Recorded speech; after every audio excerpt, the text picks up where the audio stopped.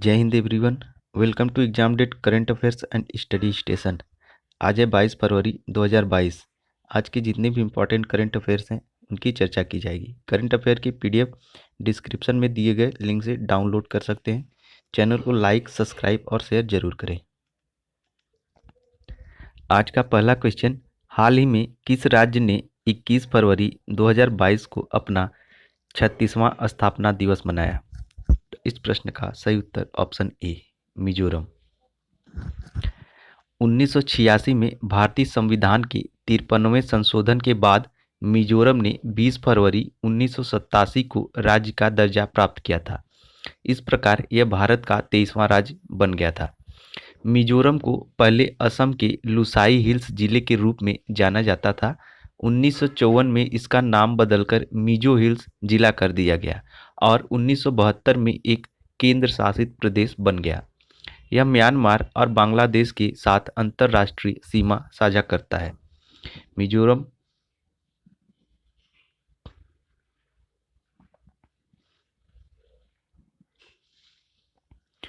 और 20 फरवरी 2022 को अरुणाचल प्रदेश ने अपना 36वां स्थापना दिवस मनाया। अगला क्वेश्चन, अंतर्राष्ट्रीय मातृभाषा दिवस कब मनाया गया है?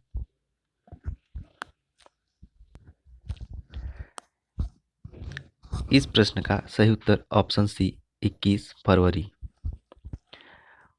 यूनेस्को के आम सम्मेलन ने नवंबर 1999 में मातृभाषा के अंतर्राष्ट्रीय दिवस की घोषणा की।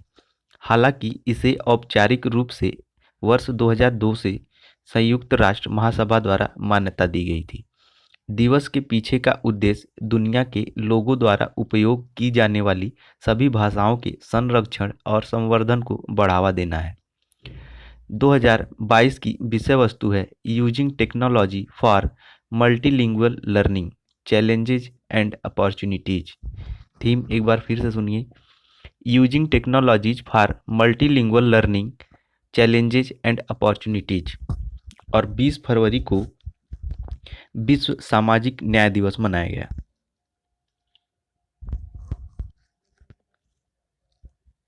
अगला क्वेश्चन, मेटावर्स में प्रवेश करने वाला विश्व का पहला बैंक कौन बना है?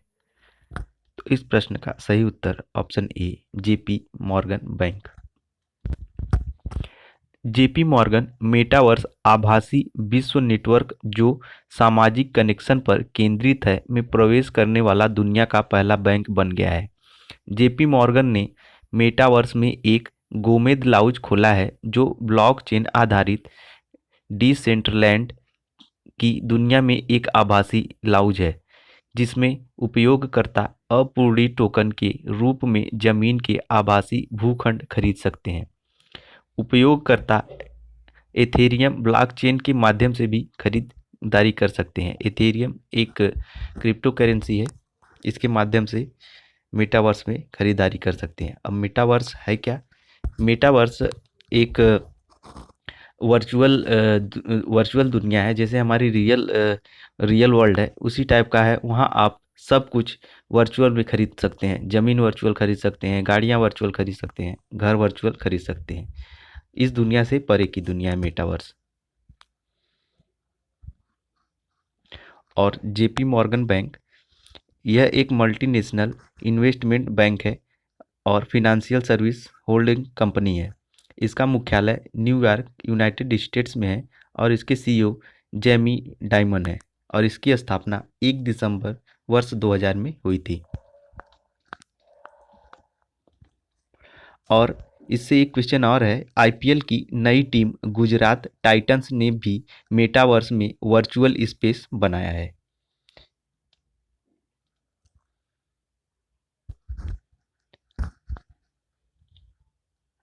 अगला क्वेश्चन, केरल का पहला कारवां पार्क कहाँ बनाया जाएगा?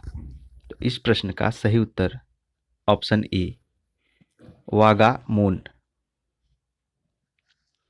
केरल में पहला कारवां पार्क इडुक्की जिले के वागामोन में बनेगा। केरल सरकार की नई कारवां पर्यटन नीति के तहत पार्क 25 फरवरी 2022 को खुलेगा। पहल के तहत दो तरह के कारवां होंगे। एक कारवां मॉडल में 2 मेहमानों को समायोजित किया जाएगा, जबकि दूसरे कारवां मॉडल में 4 लोगों के परिवार के लिए होगा। इसमें अन्य सभी जरूरी सुविधाएं होंगी। केरल की राजधानी तिरुवनंतपुरम, मुख्यमंत्री पिनरई विजयन, गवर्नर आरिफ मोहम्मद खान।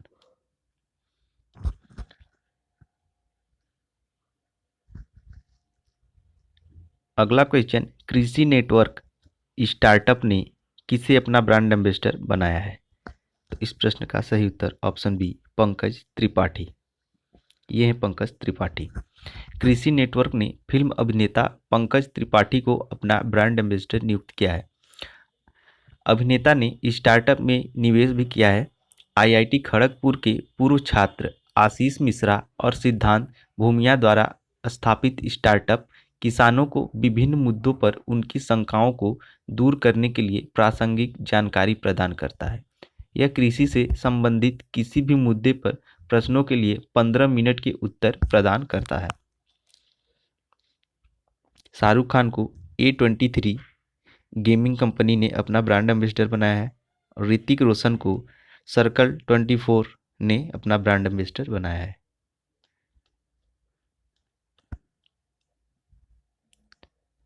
अगला question, how to prevent the next pandemic पुस्तक के लेखक कौन हैं? इस प्रश्न का सही उत्तर option C, Bill Gates. Microsoft के सह संस्थापक और अरबपति परोपकारी बिल गेट्स अपनी नई पुस्तक how to prevent the next pandemic लेकर आए हैं। पेंगुइन रैंडम हाउस द्वारा अंतर्राष्ट्रीय स्तर पर और अमेरिका में नोपक द्वारा प्रकाशित की जाने वाली पुस्तक 3 मई 2022 को जारी होगी। उनकी अंतिम पुस्तक how to avoid a climate disaster, the solutions we had and the breakthrough we need फरवरी 2021 में जारी की गई थी।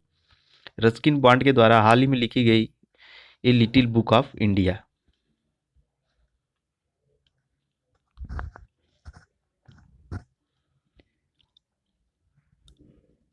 अगला question, United States Green Building Council की वार्षिक सूची में भारत किस स्थान पर है? तो इस प्रश्न का सही उत्तर ऑप्शन ए, तृतीय।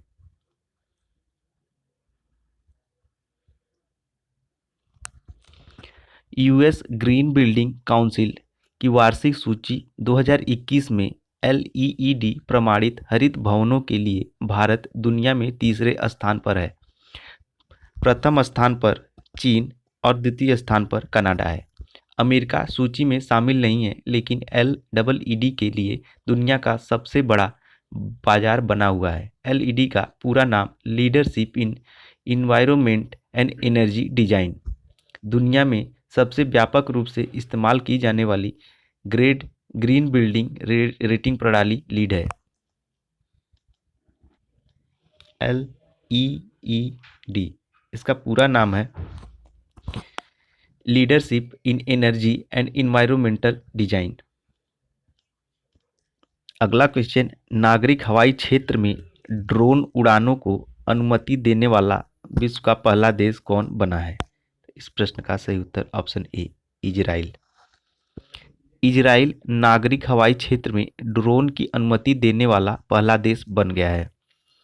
इजराइल के परिवहन एवं सड़क सुरक्षा मंत्रालय ने भी हाल ही में नागरिक हवाई क्षेत्र में संचालित करने के लिए मानव रहित विमानों के लिए देश के पहले प्रमाणन की घोषणा की थी। अंतर्राष्ट्रीय विमानन नियमों के अनुसार सुरक्षा कारणों से अप्रमाणित विमानों को नागरिक हवाई क्षेत्र में उड़ान भरने से प्रतिबंधित किया जाता है। इजराइल की राजधानी जेरूसलम, प्रधानमंत्री नेफ्ताली बेनेट और president Isaac Herzog, currency new shekel. अगला क्वेश्चन, सौभाग्य योजना के तहत सौर विद्युतीकरण में कौन सा राज्य प्रथम स्थान पर है? तो इस प्रश्न का सही उत्तर ऑप्शन ए, राजस्थान।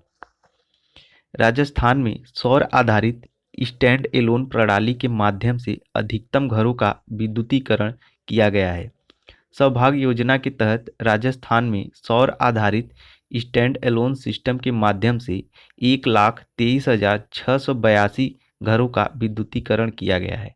इसके बाद दूसरे नंबर पर छत्तीसगढ़, तीसरे नंबर पर उत्तर प्रदेश है। उसके बाद चौथे नंबर पर असम और पांचवें पर बिहार है।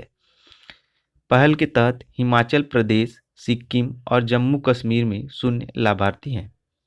राजस्थान की राजधानी जयपुर, मुख्यमंत्री अशोक गहलोत, राज्यपाल कलराज मिश्र। अगला क्वेश्चन, पंचतंत्र पर पहला रंगीन स्मारक सिक्का किसने लॉन्च किया है? तो इस प्रश्न का सही उत्तर ऑप्शन सी, निर्मला सीतारमण। वित्त मंत्री निर्मला सीतारमण ने फरवरी 2022 में पंचतंत्र पर पहला रंगीन स्मारिका सिक्का लॉन्च किया। इसे security printing and minting corporation of India limited के 17वें स्थापना दिवस के अवसर पर लॉन्च किया गया। उन्होंने उत्पादों की गुणवत्ता बढ़ाने और security printing and minting corporation of India limited को मुद्रा और अन्य श्रेष्ठ उत्पादों के प्रमुख उत्पादकों के रूप में ब्रांड बनाने पर जोर दिया। पंचतंत्र कहानियों का एक कलेक्शन है और जिसी के आधार पर इस सिक्के को लॉन्च किया गया है। अगला क्वेश्चन, हाल ही में business Standard banker of the year award से किसे सम्मानित किया गया? तो इस प्रश्न का सही उत्तर option A, Sandeep Bakhshi. ICICI bank के एमडी और सीईओ संदीप बख्शी को Business Standard banker of the year 2020-21 चुना गया। बख्शी ने अक्टूबर 2018 में कार्यभार संभाला था। वह 1986 से आईसीआईसीआई समूह के साथ हैं और ICICI limited, ICICI Lombard general insurance, ICICI bank और आईसीआईसीआई प्रूडेंशियल लाइफ इंश्योरेंस में पूरे समूह में कार्य संभाला। ये हैं संदीप बख्शी। योहान पूनावाला, इन्हें हाल ही में business leader of the year award से सम्मानित किया गया था। रतन टाटा को असम के सर्वोच्च नागरिक सम्मान असम वैभव से सम्मानित किया गया। अगला क्वेश्चन, हाल ही में भारत ने किस देश में एक भारतीय प्रौद्योगिकी संस्थान स्थापित करने की घोषणा की है? तो इस प्रश्न का सही उत्तर ऑप्शन सी, संयुक्त अरब अमीरात। भारत सरकार 18 फरवरी 2022 को हस्ताक्षरित भारत यूएई व्यापार सौदे के एक हिस्से के रूप में संयुक्त अरब अमीरात में एक भारतीय प्रौद्योगिकी संस्थान की स्थापना करेगी। यह पहली बार है कि किसी आईआईटी को देश के बाहर स्थापित किया जाएगा और ऐसा नवीनतम व्यापार सौदे के तहत भारत यूएई में पहले आईआईटी की स्थापना करेगा। वर्तमान में भारत में 23 आईआईटी हैं।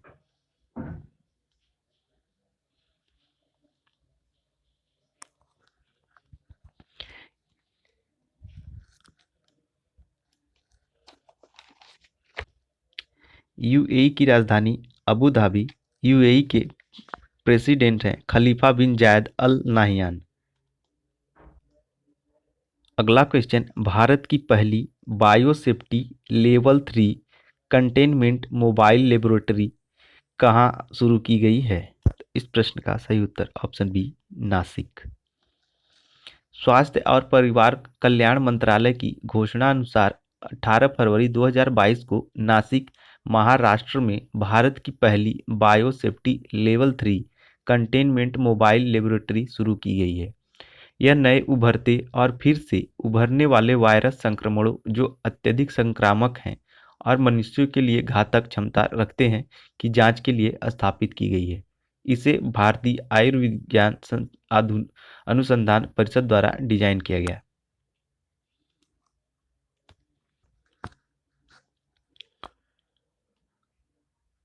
अगला क्वेश्चन, वर्ष 2023 में अंतर्राष्ट्रीय ओलंपिक समिति सत्र की मेजबानी कौन करेगा? तो इस प्रश्न का सही उत्तर ऑप्शन ए, भारत। 19 फरवरी 2022 को अंतर्राष्ट्रीय ओलंपिक समिति ने भारत को 2023 में मुंबई में ओलंपिक समिति सत्र की मेजबानी करने का अधिकार प्रदान किया है। भारत 1993 के बाद पहली बार सत्र की मेजबानी करेगा। इसका आयोजन जियो वर्ल्ड कन्वेंशन सेंटर में किया जाएगा।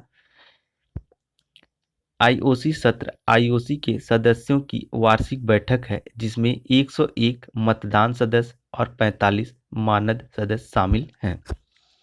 इंडोनेशिया G20 का सम्मेलन इंडोनेशिया की अध्यक्षता में किया जाएगा और G20 2022 का सम्मेलन इंडोनेशिया की अध्यक्षता में किया जाएगा और G20 2023 का सम्मेलन भारत की अध्यक्षता में किया जाएगा।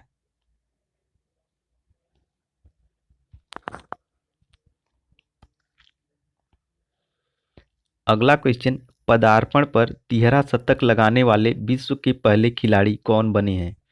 तो इस प्रश्न का सही उत्तर ऑप्शन सी, साकिब-उल गनी। चल रही रणजी ट्रॉफी 2022 में बिहार के साकिब-उल गनी ने एक नया विश्व रिकॉर्ड बनाया है। वह फरवरी 2022 में कोलकाता में मिजोरम के खिलाफ बिहार के रणजी ट्रॉफी के शुरुआती दौर के मैच में उपलब्धि हासिल करते हुए प्रथम श्रेणी क्रिकेट के इतिहास में पदार्पण पर शतक लगाने वाले पहले बल्लेबाज बन गए हैं। उनके द्वारा बनाए गए 341 रन अब प्रथम श्रेणी क्रिकेट के इतिहास में एक पदार्पण बल्लेबाज द्वारा बनाए गए सर्वोच्च व्यक्तिगत रन है। ये है साकिब-उल गनी, ये बिहार के रहने वाले हैं। अगला क्वेश्चन, WHO कितने अफ्रीकी देशों को वैक्सीन उत्पादन केंद्र स्थापित करने के लिए mRNA तकनीक देगा? इस प्रश्न का सही उत्तर ऑप्शन ए, 6। WHO ने घोषणा की है कि 6 अफ्रीकी देशों को अपने स्वयं के वैक्सीन उत्पादन केंद्र स्थापित करने के लिए mRNA तकनीक दी जाएगी। मिस्र, केनिया, नाइजीरिया, सेनेगल, दक्षिण अफ्रीका और ट्यूनीशिया को यूरोप में विकसित फाइजर, बायोएनटेक और मॉडर्ना वैक्सीन में इस्तेमाल की जाने वाली तकनीक मिलेगी। इसका उद्देश्य अफ्रीका में लगने वाली 60% वैक्सीन का उत्पादन अफ्रीका में ही करना है। अगला क्वेश्चन, हाल ही में रवीश तिवारी का निधन हो गया है। इस प्रश्न का सही उत्तर ऑप्शन बी, पत्रकार। वरिष्ठ पत्रकार और एक प्रतिष्ठित राजनीतिक रिपोर्टर और संपादक रवीश तिवारी का फरवरी 2022 में निधन हो गया। उन्होंने इंडिया टुडे सहित प्रतिष्ठित समाचार संगठनों के साथ काम किया था और वर्तमान में chief of national bureau of the Indian express के रूप में काम कर रहे थे। तिवारी प्रतिष्ठित रोड्स स्कॉलरशिप के प्राप्तकर्ता भी थे। ये हैं रवीश तिवारी। हाल ही में संगीतकार बप्पी लाहिड़ी का निधन हो गया है और गायिका लता मंगेशकर का भी हाल ही में निधन हुआ है। अगला क्वेश्चन, हाल ही में भारत ने किस देश के साथ अपने 9वें विदेश कार्यालय परामर्श का आयोजन किया? इस प्रश्न का सही उत्तर ऑप्शन ए, आर्मेनिया। भारत और आर्मेनिया ने वस्तुतः रूप से विदेश कार्यालय परामर्श FOC के 9वें दौर का आयोजन किया। उन्होंने दोनों देशों के बीच राजनीतिक, आर्थिक सहित विभिन्न क्षेत्रों में द्विपक्षीय सहयोग पर चर्चा की। उन्होंने अक्टूबर 2021 में विदेश मंत्री S जयशंकर की आर्मेनिया यात्रा के दौरान लिए गए निर्णयों के कार्यान्वयन की भी समीक्षा की। आर्मेनिया के प्रेसिडेंट है एलेन सिमोनियान और प्राइम मिनिस्टर है निकोल पशियान। अगला क्वेश्चन, जल जीवन मिशन के तहत भारत के कितने जिलों के हर घर में नल से पानी पहुंचाया जा रहा है? तो इस प्रश्न का सही उत्तर ऑप्शन ए, 100। जल जीवन मिशन ने देश के 100 जिलों के हर घर में नल का पानी उपलब्ध कराने का एक और कीर्तिमान रचा है। हिमाचल प्रदेश का चंबा जिला चंबा जिला। 100वां हर घर जल जिला बन गया है। गोवा, हरियाणा, तेलंगाना, अंडमान और निकोबार द्वीप समूह, पुडुचेरी, दादर और नगर हवेली तथा दमन और दीव में हर ग्रामीण घर में नल के पानी की आपूर्ति होती है।